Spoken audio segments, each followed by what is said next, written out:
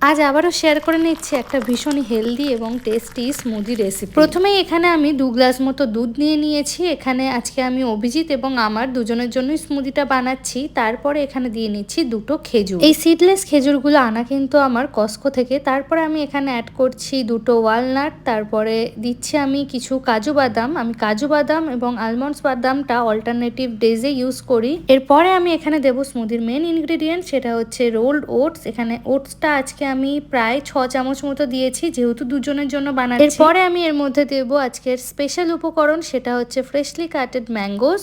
এখানে আমি কিন্তু একটা গোটা আম ইউজ করেছি, আলাদা করে কিন্তু কোনো মধু বা কিছু অ্যাড করব না, কারণ আমের মধ্যে অলরেডি ন্যাচারাল একটা সুইটনেস থাকেই। এবারে এটাকে জাস্ট 2 মিনিট গ্রাইন্ডারে ভালো করে ঘুরিয়ে নিলেই কিন্তু আমাদের স্মুদি একদম রেডি হয়ে যাবে।